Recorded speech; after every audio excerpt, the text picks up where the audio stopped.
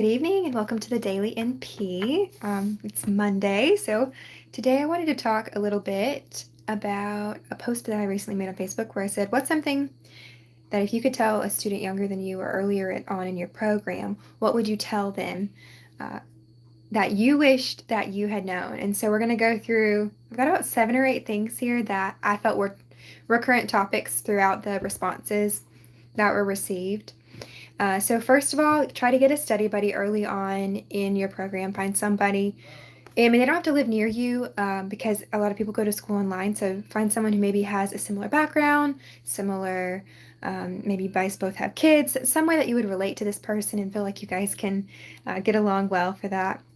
Another suggestion that was a common theme was to get a review book early in your program and start using it to supplement the textbooks that you have, because what a review book does is it creates a nice little succinct summary of the topics that you may be studying in greater detail. It won't necessarily help you with the 3Ps like pharm, physical assessment, and pathophys, but beyond that, having a review book on hand is going to be helpful.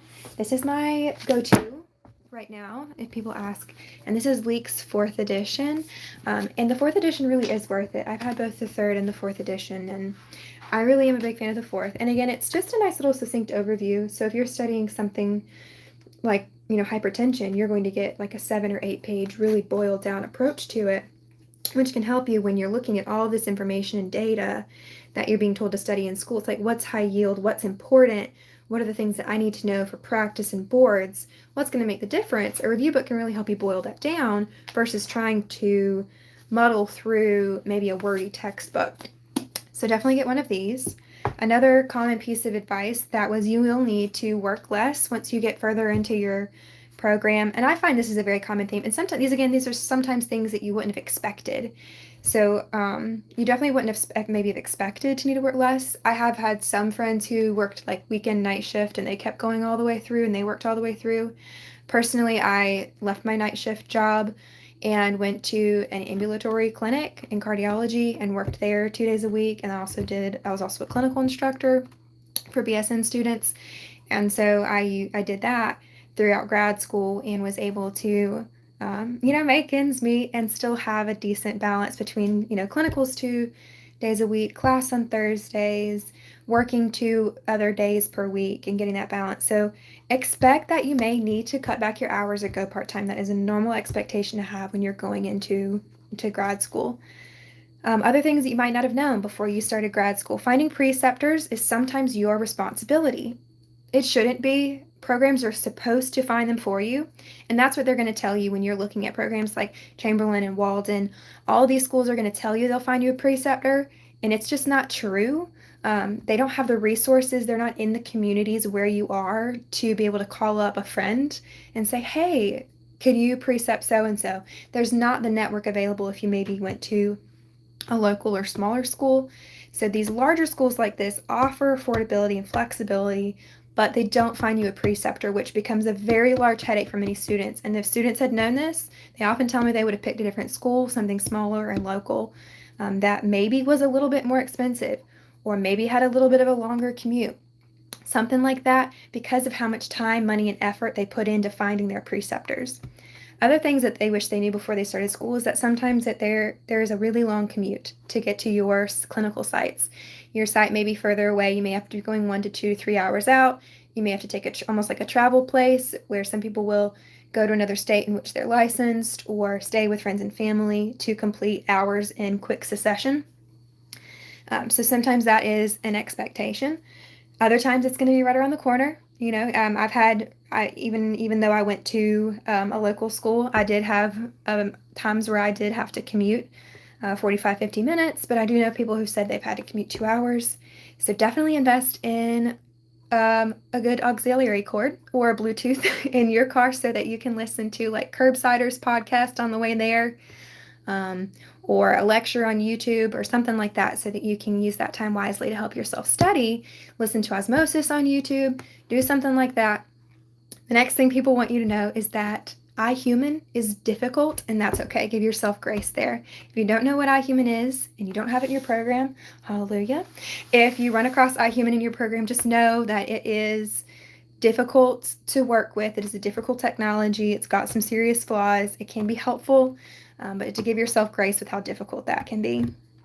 Other great pieces of advice: make a clinical binder. Okay, make a clinical binder. So set up a binder when you're starting off school. I mean, I would start it straight away and make tabs in it for each body system, and then make subsets underneath there for like major diagnoses, major chronic diseases. Make one for injuries, make one for illnesses, kind of split them all out like that. And as you go through your program, start tucking things away in each of these sections that you are able to use when you either begin clinicals or go into clinical practice that you want to refer back to. I wish I'd put everything in a binder. I wish someone had told me this, because I've got this nice, I can see it from here, this nice big stack of papers that I've kept for years since I finished my clinicals, because there would be days where I learned something from a specialist that I got to be exposed to, or I heard a lecture that was from a different type of provider, and it was this stuff that I needed to keep and remember. And so I have like all this stuff on blood thinners and all this stuff on GI, and this hepatitis specialist I came across during grad school who was rounding near me and gave me all this great advice. And so I wrote it all down. What you need to do is get a binder and separate that up by specialty, by system, and tuck things away in there all throughout your program so that you're prepared when you're hitting clinicals and when you start practice to have a bunch of really practical resources on hand. And your last bit of advice that everyone said is, it is worth it. Take a deep breath and keep going. Keep going for it. It is worth it. I personally very much so enjoyed the education, the clinicals, the jobs, the doors that the masters opened for me as far as providing education. It allowed me to be an adjunct clinical instructor. It allowed me to be an adjunct faculty member where I taught pharm and drug dosage to nursing students. So the master's is going to open up doors even if advanced practice doesn't end up being the only thing that you do. So take a deep breath, go for it. You're going to hear all sorts of terrible rumors about making less or, longer hours and things like that. And there is some places where you're going to find that, yeah, you might have made less than you were making as a nurse who'd been working for 20-something years in management. It was precepting, doing shift diff. And I know that in my state, nurses are making like $25 an hour, and nurse practitioners are making double that. And so it just depends on your state, your environment, the culture surrounding it. And it just depends on where you are. And that the longer hours you can negotiate and give yourself, like, one of the biggest things to do before you start your first job is to make sure that whatever job you're getting gives you admin time so you're not sitting there for hours and hours after your job working. Okay, so I think that's where some people you might see some disgruntlement. But generally, this was the advice. It was positive advice. There are some difficult things that they wish they knew. There's some really good advice to help you be more successful throughout. But let's just sum it up. You might need to work less, get a study buddy, get a review book early. Finding preceptors is difficult, doable, might result in a long commute. Human is difficult, give yourself grace. Make yourself a clinical binder, tucking away those things in each section, and take a deep breath and go for it. Good night.